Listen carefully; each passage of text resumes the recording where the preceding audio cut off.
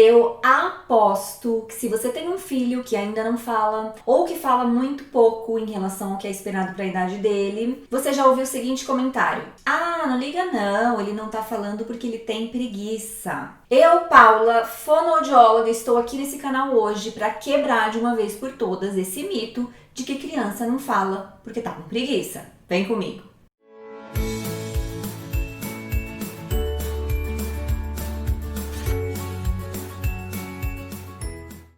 Não existe isso de que criança não fala porque tem preguiça. Primeiro porque criança tem energia de sobra, vamos combinar? Criança sobe, desce, pula, brinca. Será mesmo que ela ia ter preguiça de falar? Não, não mesmo. A criança deve começar a falar as primeiras palavras por volta de 1 ano, no máximo 1 ano e meio. Se ela já tem 1 ano e meio e ela não fala absolutamente nada, já precisa olhar para essa criança e ver o que está acontecendo. Mas tudo bem, se não é preguiça, quais são os motivos que podem fazer com que uma criança não fale na idade que ela já deveria falar? Então vamos lá. Uma criança que não fala pode ser que ela tenha dificuldade. Porque para nós que estamos aqui falando todos os dias, pode parecer que a fala é muito fácil, é muito simples. Ouvi, captei, falei. Mas não é assim que acontece. Na fala, o ato de falar envolve habilidades muito complexas, né? Então, existem crianças que têm mais dificuldade para desenvolver a fala. E quando ela tem dificuldade, ela precisa de ajuda. E aqui no canal eu já gravei vários vídeos ensinando como nós podemos ajudar a criança a desenvolver a fala. Vou deixar um iCard aqui em cima com a sugestão de um vídeo desses para vocês assistirem. Então, não é preguiça, é uma dificuldade e essa criança precisa de ajuda.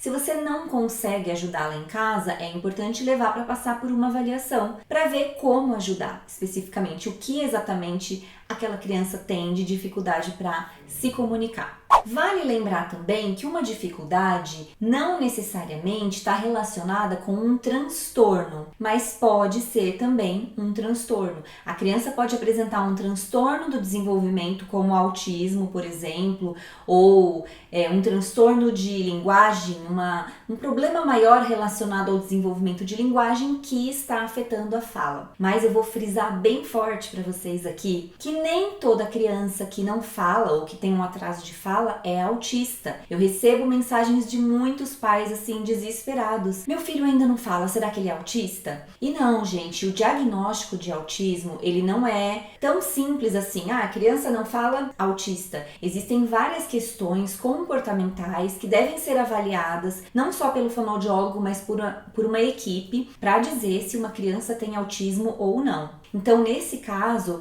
de uma criança que você percebe que ela está bem atrasada, não é um simples atraso, não vai adiantar ela simplesmente ser estimulada e receber ajuda em casa. Essa criança vai precisar de uma ajuda profissional. Ela vai precisar ser avaliada para que essa intervenção seja feita de forma bastante específica, de acordo com as manifestações que ela apresenta, com as dificuldades que ela apresenta. Então, tem uma criança aí que está bem atrasada, que você percebe que em relação a outras crianças da mesma idade, ela não se desenvolve da mesma maneira, busque ajuda profissional. A criança também pode não aprender a falar por causa de um problema auditivo. E aí o que eu escuto muito é o seguinte: ah não, ele escuta bem sim, porque ele fez o teste da orelhinha lá quando nasceu e deu tudo normal, ele passou no teste. E o teste da orelhinha é muito importante, mas ele vai identificar se a criança tem algum problema auditivo ali naquele momento, logo depois que ela nasceu. Mas isso não significa que ela não possa desenvolver algum problema auditivo ao longo do tempo, ao longo dos primeiros anos de vida. Outra questão muito comum que os pais geralmente trazem é o seguinte: não, ele escuta sim, porque às vezes quando o carro do pai dele tá chegando lá fora, ele já escutou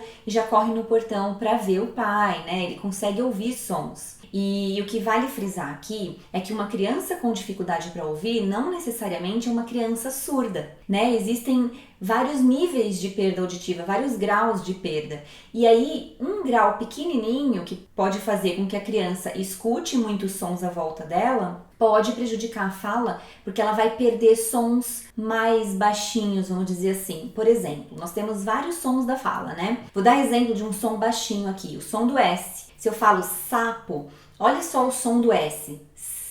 ele é muito baixinho. Aquela criança que tem uma perda auditiva leve, ela pode perder esses sons mais baixinhos especificamente. Então, todas as vezes que você levar a sua criança ao fonoaudiólogo, muito provavelmente ele vai pedir um exame de audição, porque precisa ver se a criança consegue ouvir todos os sons, desde aqueles mais fortes, mais altos, até aqueles mais fracos. Porque quando ela tem uma perda auditiva, isso pode afetar diretamente na fala também, afinal a gente aprende a falar ouvindo, né? Então é muito importante que se tem uma criança com atraso de fala, com atraso de linguagem, que ela faça um exame auditivo para descartar essa hipótese. E além de dificuldade, algum transtorno ou deficiência auditiva, a criança também pode não falar por uma falta de motivação.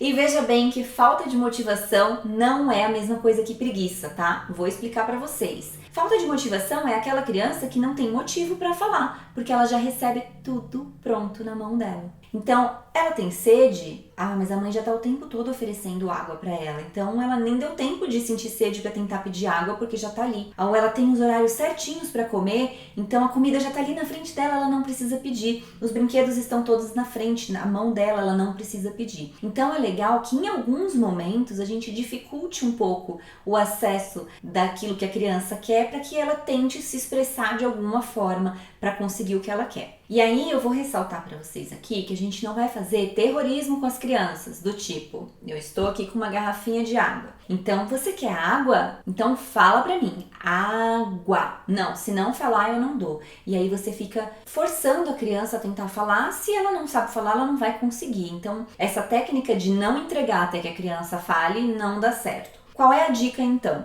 A criança quer água, então ela tá lá apontando para a garrafinha de água. Num primeiro momento, você pode até se fazer de desentendido para ver se sai algum sonzinho ali. O que você quer? Eu não tô entendendo. Fala para mim, o que você quer? Pode acontecer da criança não falar. E aí você, entendi, você quer água. A mamãe dá água pra você. Vamos beber água? E aí eu falei 3 vezes a palavra água na hora de entregar água pra ela começar a identificar que aquilo é água e que eu demorei um pouquinho pra entender quando ela só apontou. Se a criança de repente fala, não falou água, mas tentou verbalizar para repetir o nome, você dá um reforço positivo, jamais você corrige a criança. Você fala, água, isso mesmo, parabéns, agora a mamãe entendeu, toma aqui a água para você. Então é dessa forma, nomeando as coisas, mostrando para a criança que com a fala ela vai conseguir muito mais rápido aquilo que ela quer. E isso vai fazendo com que ela tenha motivação para falar. Outra dica legal é você dar opções para a criança. Então, por exemplo, você vai dar água ou suco para ela, mas a gente não pode deixar isso na visão dela. E você pergunta, você quer água ou suco? E não tem nem água nem suco aqui na frente para ela apontar. Aí ela vai tentar se esforçar um pouquinho para falar. Você quer brincar carrinho ou bola? Ou melhor, fala em carro, né? Às vezes a gente fala no diminutivo e o diminutivo é mais difícil para a criança falar carrinho do que carro. Então tá,